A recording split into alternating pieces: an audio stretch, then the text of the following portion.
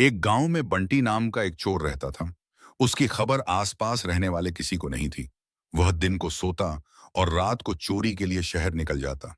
वह किसी घर में जाता और महंगी चीज उठा ले जाता और रात को कहीं छुपाकर सुबह कबाड़ में बेच देता। उससे जो भी उसको पैसे मिलते, वह हर दिन नए नए कपड़े खरीद लेता और खाने का सामान ले लेता। उतान बांटते देता था। दिन को दिन भर सोकर रात को बस शहर की ओर चोरी करने के लिए निकल जाता। ऐसे उसकी प्रक्रिया चलती रही। हर दिन उसके नए कपड़े और खाने का सामान देखकर चिंकू और मनु सोचते कि यह हमेशा यह कहां से लाता है। नए कपड़े और सामान तभी उन्होंने योजना बनाई कि क्यों नहीं बंटी घर जाकर पूछा जाए, तभी वह दोनों चले गए। लेकिन बंटी ने गुस्सा होकर उन दोनों को भगा दिया। बोला कि तुम दोनों के लायक यह काम नहीं है और भाग जाओ, यह से मेरे सोने का टाइम है। तभी चिंकू और मन्नू ने सोचा कि यह रात को कैसा काम रहता है जो दिन भर सोता रहता है, क्यों नहीं इसकी पहरेदारी करनी चाहिए। यह कहकर दोनों ने हाँ में हाँ मिलाई और घर की ओर चल पड़े। अपने अपने घर जाकर अपनी पत्नियों से ड्रेस धोने को कह दिया।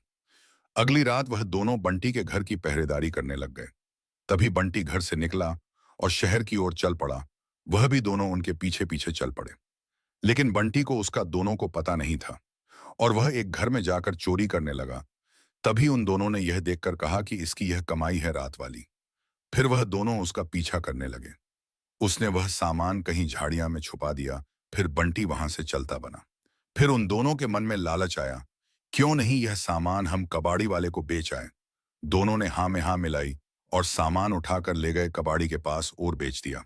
जब सुबह बंटी का सामान वहां पर नहीं था, तब वह मन ही मन में पछताने लगा कि आज दिन खराब है मेरा। अगले दिन वह फिर से दिन भर सोकर रात को शहर की ओर चल पड़ा और एक घर से बड़ा टीवी उठाकर ले आया।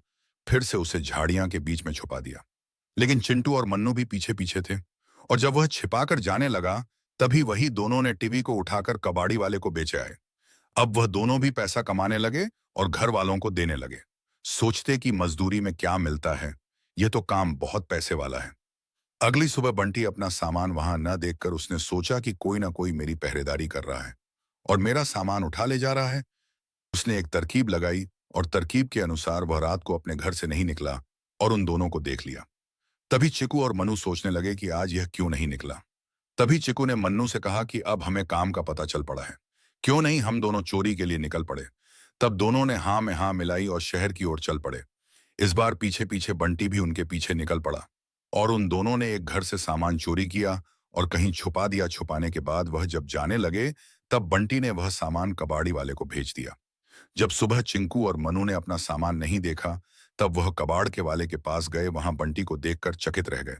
तभी बंटी ने बोला, "यह का है जैसी करनी वैसी भरनी।"